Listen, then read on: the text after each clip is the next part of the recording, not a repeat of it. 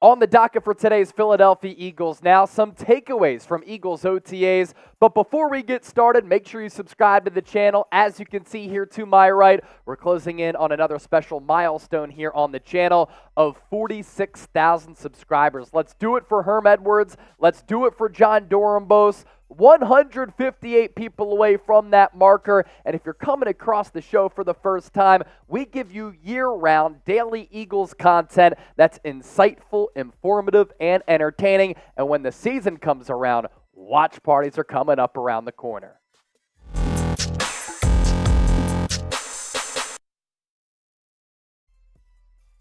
Today's Philadelphia Eagles now is sponsored by GlassesUSA.com. If you're looking for a pair of blue light glasses like the pair that I'm rocking on today's show, we have an exclusive promo link available for you down in the description of this video, and we'll tell you more about GlassesUSA.com later on today's show.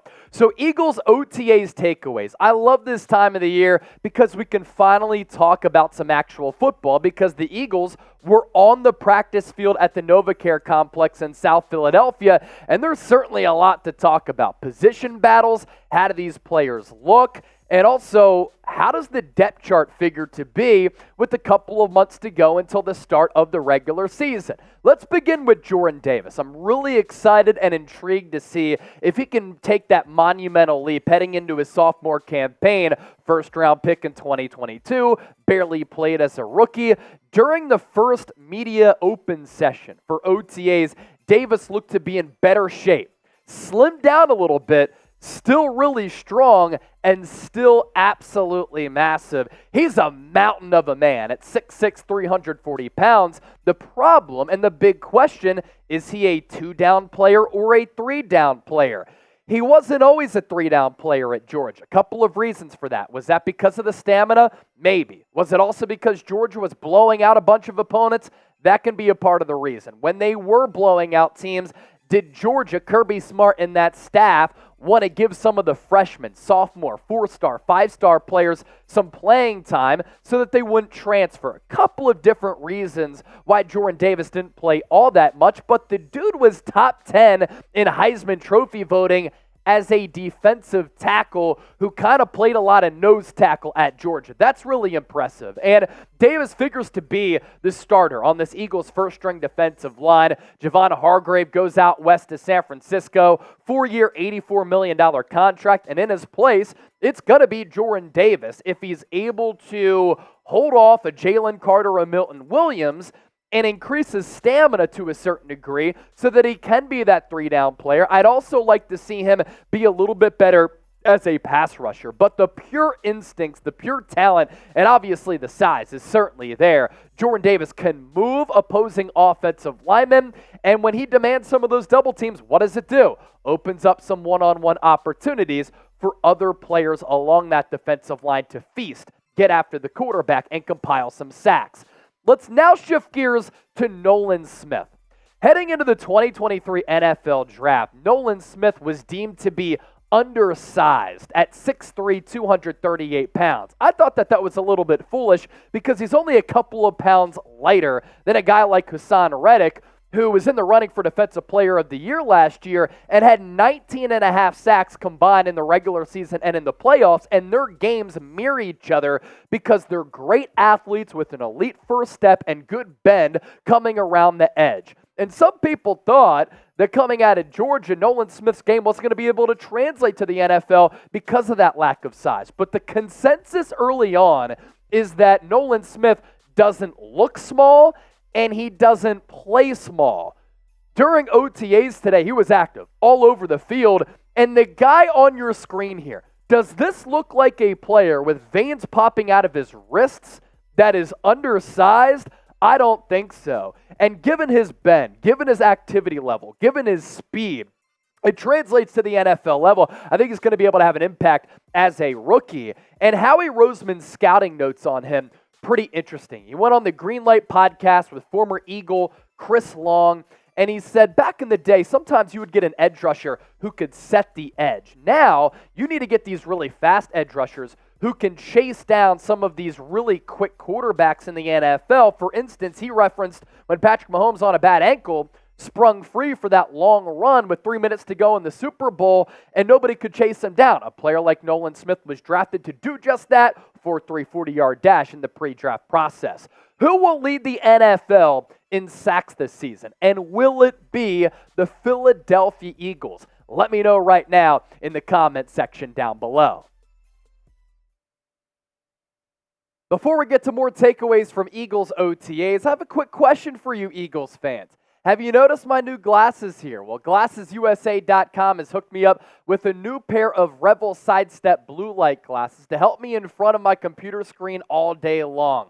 I love them. Using blue light glasses during screen time helps reduce eye strain, decrease headaches, improve your sleep, and increase productivity. If you didn't already know, GlassesUSA.com is one of the biggest eyewear retailers in the United States, offering thousands of eyeglasses and sunglasses such as Ray-Ban, Gucci, Oakley, and many more. What's best about GlassesUSA.com is that glasses start at only $39, which are up to 70% off retail prices. If you love these frames, there is a crazy exclusive offer waiting for all of my followers by clicking the links in the description box down below. They've also got a super helpful AR virtual try-on tool to help find your right frames. Also, shopping online at GlassesUSA.com is a risk-free shopping experience with free shipping and returns and 100% money-back guarantee within 14 days. You want some sunglasses too? Because spring is here, summer is coming up right around the corner. I love rocking some sunnies. I also got these Revel Slater sunglasses from GlassesUSA.com as well. Get the exclusive discount only available to Eagles Now viewers by clicking on the links in the comments and description box. It's only available for 24 hours. Once again, thank you to GlassesUSA.com for sponsoring today's video. All of that information is available for you in the comments section and in the description of this video. Now let's shift gears to Nakobe Dean here. The linebacker position, certainly an interesting one. You lost TJ Edwards in free agency to the Chicago Bears, and Kaiser White followed Jonathan Gannon and his defensive scheme to the desert to the Arizona Cardinals. Nakobe Dean did start with the first team defense at linebacker today, and the starting linebacking core did consist of Nicholas Morrow, who comes to Philadelphia from Chicago. Underrated player, in my opinion, who is kind of like this year's version of Kaiser White. Kaiser White with the Chargers prior to signing with Philadelphia led the Chargers in tackles. Nicholas Morrow last year eclipsed the century mark in tackles with more than 100 and had 11 tackles for loss. You get him on a short-term deal. I really like the value there for Philadelphia. And then Nakobe Dean. He has to step into a larger role here, and he has to live up to the billing of the player that I thought he was going to be out of Georgia, and many people thought he was going to be out of Georgia. He did wear the green dot as well. He was the defensive play caller at practice today. We could talk a little bit about that later on as well, but that doesn't surprise me at all. I've called that here on the show. Guy's a heady player, instinctual player, very smart. What he lacks in size, he makes up for it with some of those early diagnosing skills. Guy studied engineering and graduated engineering degree from Georgia, so clearly very smart and a smart enough player to take those calls from Sean Desai and relay them to the defense. I think that's a good early sign that right now he's wearing that green dot. To the safety position, we also expected this, right? And keep in mind, it's very, very early. And these things can, of course, change once the pads get popping and once more players are going to be on the field when the Eagles are closer to full strength. It's only OTAs right now. It's June 1st. But Terrell Edmunds, Reed Blankenship, these starting safeties right now at strong safety as well as free safety. Edmunds, former first-round pick, was okay with the Pittsburgh Steelers. There's a reason they let him go, though. He could play in the box. I like that ability. I think that Sidney Brown could unseat him at some point, but I think Edmunds certainly has the inside track. And then Reed Blankenship, he was asked today, like what the Eagles are preaching, and basically he preached just being dogs out there, being vicious, being physical. I thought he played really, really well last year when he had to come in for C.J. Gardner-Johnson. So we just talked about linebacker. We talked about safety here. What's your favorite position battle on this Eagles roster? I want you to drop that down in the comment section. Sound off, show off that football intellect.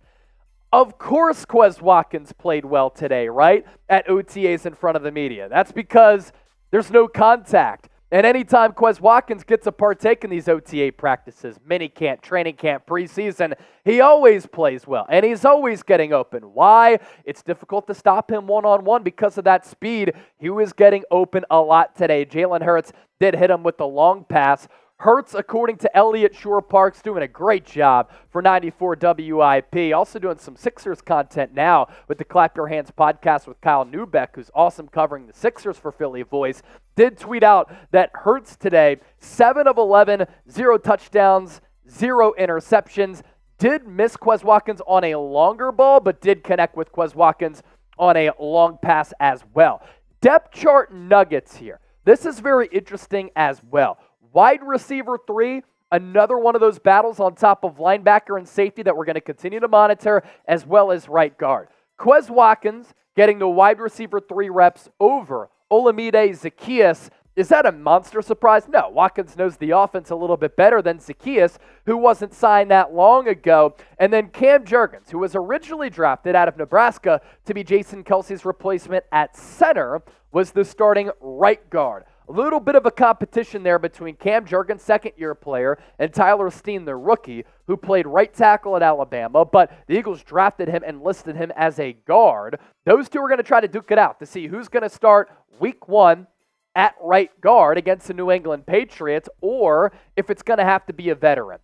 What they have on their side, and the advantage that they have, is that Jeff Stoutland is the best offensive line coach in football. He's going to have either Jurgens, Steen, or that veteran ready to play. They did try out DJ Fluker last week, who's played tackle and guard. That's a name, of course, to watch as well. At safety, like I said, Reed Blankenship, Terrell Edmunds, and then the starting linebackers, Dean and Morrow. Let's spend some more time talking about Nakobe Dean here because, as I predicted, he's the play caller. TJ Edwards previously did have those responsibilities, and he did a great job with it. UDFA out of Wisconsin, fringe roster type, cracked the 53, was a special teams player to start, and then turned into one of the highest graded linebackers in the NFL last year. Eagles are really going to miss him if Nakobe Dean doesn't play well. If Nakobe Dean does play well, though, more cost-controlled asset as compared to Edwards, who got $12 million in guaranteed money.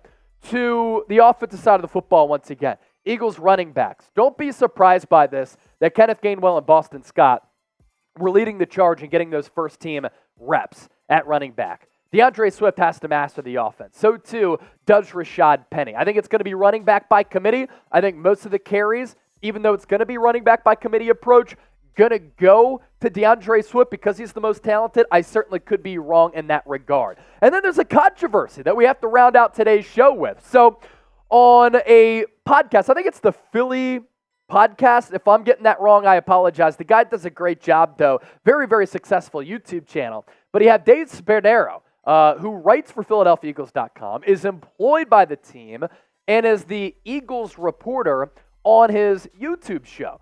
And Dave Spadaro said there that he heard Jalen Carter broke a blocking sled during Eagles rookie minicamp. And then Dave Spadaro, according to some people in my Twitter messages, said that he embellished that. Now, first of all, he had said that he heard it. I talked about it on a YouTube short, and I said, according to Dave Spadaro, why would he embellish it? It's kind of a cool story anyway. If Jalen Carter did, in fact, break that blocking sled, who knows? But he looks to be an absolutely massive person. Howie Roseman also said and raved about his size to Chris Long on the Greenlight podcast, saying, have you seen this dude in person? Chris Long was like, no, but I saw him from some of those rookie pictures, and he looked like a dog out there. So Jalen Carter, I think, could compete for a couple of first-string snaps here throughout this offseason. Before we hop on out of here, you want to interact with me, you want to chop it up, you want to talk birds on social media, you can find me here, at Chase_Senior on Twitter, at Chase_Senior on Instagram. It's the same handle on both social media platforms. And of course, I love my new Blue Light Revel glasses from GlassesUSA.com. They have a whole host of glasses on their website, GlassesUSA.com. And don't forget about that exclusive promo link that's down below in the description box of this video. Thanks for watching Philadelphia Eagles Now. Don't forget to subscribe. And thank you most importantly to GlassesUSA.com for sponsoring today's show.